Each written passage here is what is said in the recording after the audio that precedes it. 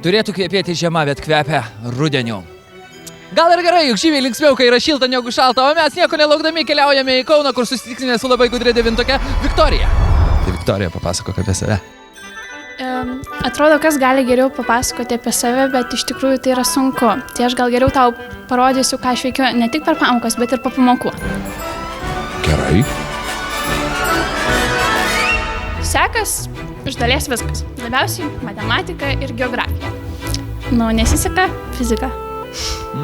Fizikagi nėra taip toli nuo matematikos, kas ten nesiseka. Dėja. Taigi kalbinam Viktorijos auklėtoją ir jinai dabar mums papasakos apie Viktoriją. Džiaugiuosi, kad yra toks žmogus klasėje. Viktorija noriai dalyvauja įvairiuose renginiuose ir padeda visiems. Ji yra kūrybinga, iniciatyvi, jautri labai, išsiblaškiusi šiek tiek, nuolatos ieškanti naujovių. Ieškanti naujovių ne tik mokslo srityse, bet ir šiaip ieško vis kažkur kažko neranda, vis bėga, lekia. Taip, jinai ieško savęs turbūt atrasti kaip kiekvienas jaunas žmogus. Mano laisvalaikis tikrai aktyvus, jau 9 metus šoku. 9 metus? Taip, nuo pat vaikystės ir šiuo metu šoku 3 vietose. Šoku mokyklos sol grupiai, taip pat šoku muzikiniam teatre ir šoku Kauno choreografijos mokykloje. Na jau ir esi kaip ir devintokė, tai šokiai jau turbūt ir šokiuose. Taip. Su vaikinais, čerli. Viktorija draugiška, lengvai bendraujanti ir labai aktyvi. Jinai yra labai miela ir nuoširdi ir jeigu ko nors nesupranti, pas ją visą laiką galima kreiptis. Pavyzdinga mokinė ir gera draugė. Labai. Imli, visur stengiasi dalyvauti visokiuose konkursuose. Be galo daug dirbanti, linksma, nuoširdi. Jis sugeba užsidaryti nuo pasaulio, kai mokosi, bet kai tik tai jos prireikia klasės veikloje, jinai atsiskleidžia visais savo gabumais. Ne tik šoki, bet ir kolekcionuoji pašto ženklus. Kokius? Kodėl? Kolekcionuoju labai ilgai. Iš pradžių pradėjo rinkti net mano prosenelis, tada mano senelis, tada mano mama, tada mano brolis ir tada jau atėjo laikas ir man. Nuo pat vaikystės renku pasakas, o dabar paskutiniu metu pradėjau rinkti ir skautus. Čia pašto ženklai? Taip. Skautais? Taip. Įdomiai, gali parodyti? Žinoma. Mėly bendraklasiai, ko palinkėsite Viktorijai? Iš pradžių norėčiau palinkėti sėkmės ir kad jinai nepasikeistų, būtų tokia pati draugiška, kokia yra dabar. Susikaupti, nes jinai pastaruoju metu labai būna dažnai įsiblaškius iš tikrųjų. Nelinkiu laimėti, svarbiausia, kad jinai gerai praleistų laiką. Svarbiausia būti ramiai, atsipalaidavusi ir viskas bus gerai. Viktorija, ramybės tau ir klausimų tokių, į kuriuos žinai atsakymus. Nieko nejauti? Ne. O žinok, jaučiu. Turiu bėgti, Viktorija. Sėkmės tau. Ačiū. Turiu bėgti.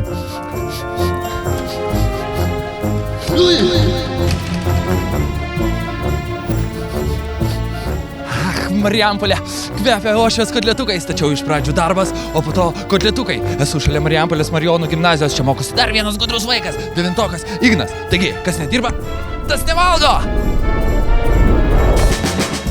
Taigi, kalbinam Igną. Na, Ignai, papasakok apie save visai Lietuvai tiesiai dabar. Esu Ignas Kriaučiūnas iš Marijampolės, mokausi Marijonų gimnazijoje. Graži gimnazija. Sena, graži tikrai. Mokykloje sekasi viskas.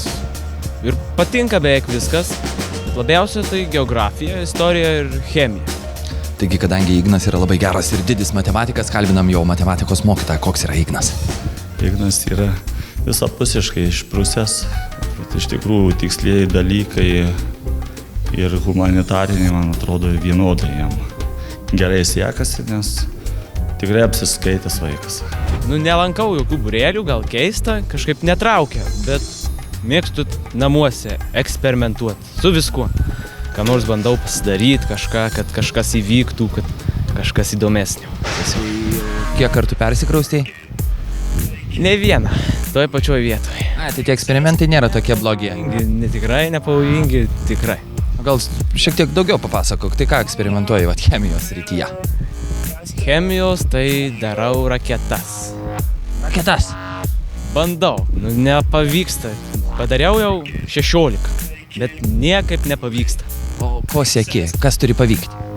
Kad pakiltų jau tikrai aukštai, kad iš karto gražiai. Dar eksperimentuoja, kiek girdėjau, kulinarijos rytise. Taip, ir kulinarijoje gaminau pyragus, visai pavyko, išėjau. Tik paskutinis prisvilo, bet nesumažino ūpo. Tai labai įdomu, ko galvoji būti ateityje, jeigu visur eksperimentuoji. Tai ir nežinau, visur eksperimentuoju, tai daug galiu pasirinkti, nežinau, bet kažką, kad sakytų žmonės, kad padariau gerai, kad atsimintų. Kad atsimintų, kad buvo toks ir yra Ignas toks Marijampolė. Gerų padarė kažką. Tai sveiki susirinkę Igno bendraklasiai klasiokai, malonu Jūs matyti, norėčiau Jums užduoti keletą klausimų apie Igną, ar Jūs pasiruošę? Pradėkime. Taigi, koks yra Ignas? Protingas, mėgstantis pajuokauti. Mėgstantis labai bendrauti, per pamokas mėgsta ir piešti visokių nesąmonių. Duoda nusirašyti dažnai, padeda visada prakontrolinis. Skelia neblogų bairių ir apie mokslus, ir apie mokinius. Protingas, fainas. Viskas. Liuks, apie laisvalaikį Ignai. Koks jis? Kada jis? Kur jis? Be eksperimentų tai daugiausia buvimas prie kompiuterių, televizoriaus, su draugais buvimas, vasarą daug dviračių, į kaimą, sodę. O ar muzikos klausais? Taip, klausaus patinka kiekviena proga, pamokas ruošiant, muzikos stiliai ir padeda. Kokie stiliai? Stiliai įvairūs, neturiu vieno, tik keliu savo muzikai reikalus, kad būtų arba žodžiai labai geri, prasmingi, arba muzika, jau pat melodija labai gera. Ignai, tavo klasiokai turi tau ką pasakyti. Ignai, varyk!